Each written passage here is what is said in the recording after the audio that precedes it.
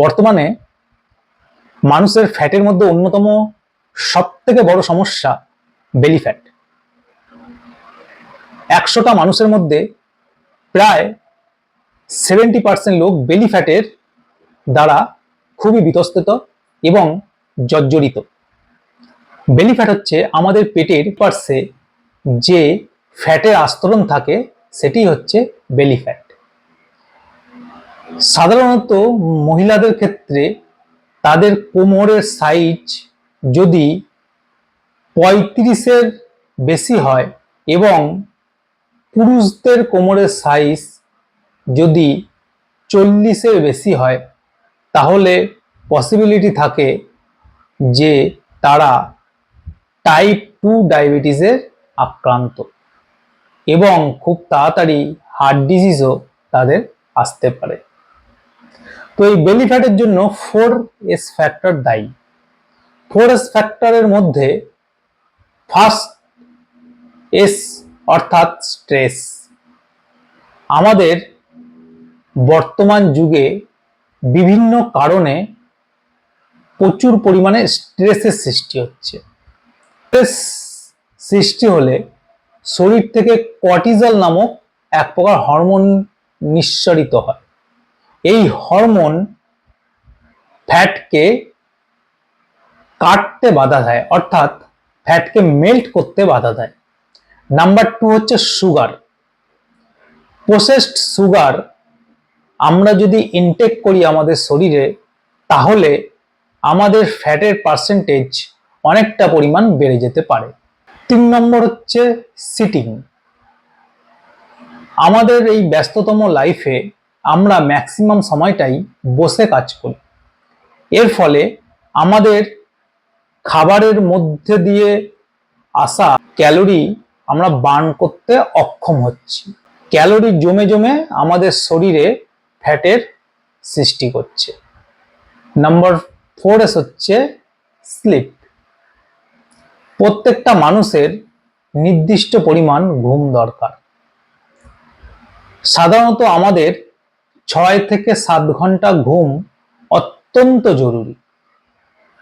ঘুম হলে ফ্যাটের পরিমাণ অনেকাংশ বেড়ে যায়। তাহলে আমরা জানব যে এই কারণগুলো থেকে আমরা কিভাবে বাঁচতে পারি। নাম্বার 1 হচ্ছে সঠিক পরিমাণে ফাইবার ইনটেক। আমরা যদি আমাদের খাদ্যের তালিকায় পরিমিত ফাইবার গ্রহণ করতে পারি, তাহলে আমাদের ফ্যাটকে অনেকাংশ দূর করতে পারব।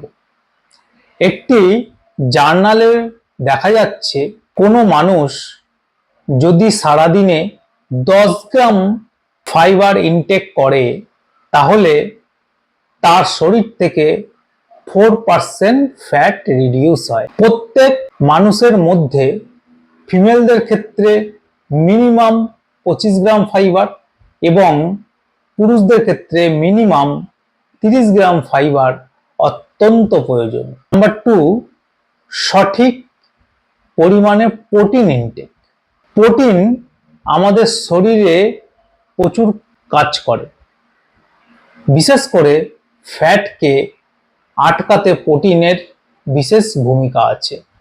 আমরা সারাদিনে যে খাবার খাই তার থেকে উৎপন্ন ক্যালোরি প্রোটিনকে ডাইজেস্ট করতে বার্ন হয়।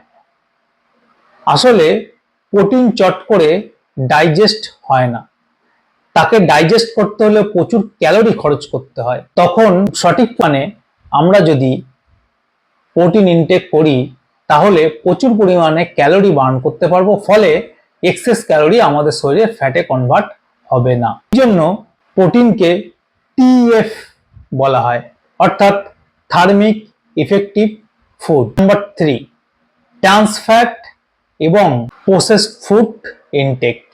বর্তমানে আমরা প্রসেসড ফুডের উপর নির্ভরশীল হয়ে পড়েছি। এই প্রসেসড ফুড আমাদের শরীরে ট্রান্স ফ্যাটের সৃষ্টি করে। ট্রান্স ফ্যাট আমাদের শরীরে ইনফ্লেমেশনের সৃষ্টি করে এবং এর ফলে শরীরের ন্যাচারাল ইনসুলিন হতে বাধা দেয়। ন্যাচারাল ইনসুলিনকে উৎপন্ন হতে বাধা দেয়, অর্থাৎ ইনসুলিন রেজিস্ট্যান্স করে এবং বিভিন্ন প্রকার হরমোনিক্যাল ইমব্যালেন্সের সৃষ্টি করে। Number 4, late night dinner. এখানে আমরা প্রায়শই রাতের বেলায় একটু ভালো মন্দ খাবার খেতে পছন্দ করি, কিন্তু আমাদের রাতে যেহেতু পরিশ্রম হয় না, তার ফলে আমাদের খাবারের অত্যাধিক ক্যালোরি জমে যায়। এই ক্যালোরি শরীরে জমে গিয়ে ফ্যাটের আস্তরণের সৃষ্টি করে, অর্থাৎ ফ্যাটকে ইনক্রিজ করে। তাই আমাদের রাতের বেলার খাবার খুব কম ক্যালোরি যুক্ত খাবার খাওয়া দরকার। রাতে আমরা যেসব খাবার খাই তার মধ্যে থাকা কার্বস গ্লুকোজে কনভার্ট হয়, গ্লুকোজ ফ্যাটে রূপান্তরিত হয় এবং সেই ফ্যাট আমাদের পেটের চারিপাশে জমে বেলি ফ্যাটের সৃষ্টি। Number 5, stress reduce. আমাদের এই ব্যস্ততম লাইফে যে স্ট্রেস আসে সেই স্ট্রেসকে রিডিউস করতে হবে। তার জন্য প্রয়োজনীয় মেডিটেশন, যোগা, ব্যায়াম ইত্যাদি করা উচিত এবং প্রচুর মানুষের সঙ্গে মেলামেশা করা উচিত, কথা বলা উচিত, একটা হেলদি কমিউনিটি জয়েন করা উচিত যাতে তার স্ট্রেস না আসে। এই স্ট্রেস আমাদের শরীরে কর্টিজল হরমোন উৎপন্ন করে এবং এই কর্টিজল হরমোন ফ্যাটকে মেল্ট হতে বাধা দেয়, অর্থাৎ যে ক্যালোরিগুলো আমরা সারাদিনে ইনটেক করি সেগুলো জমে জমে ফ্যাটের আস্তরণ অনেক বাড়িয়ে দেয় এবং যদি আমরা ঠিক মতো স্ট্রেসকে রিডিউস করতে না পারি তাহলে কিন্তু সেই ফ্যাটের আস্তরণ আরো অনেক বেড়ে যাবে। এই রকম যদি নলেজ আপনারা যদি চান তাহলে আমাকে হোয়াটসঅ্যাপে কমেন্ট করতে পারেন এবং আমার ফেসবুকে গিয়ে লাইক এবং ফলো করতে ভুলবেন না।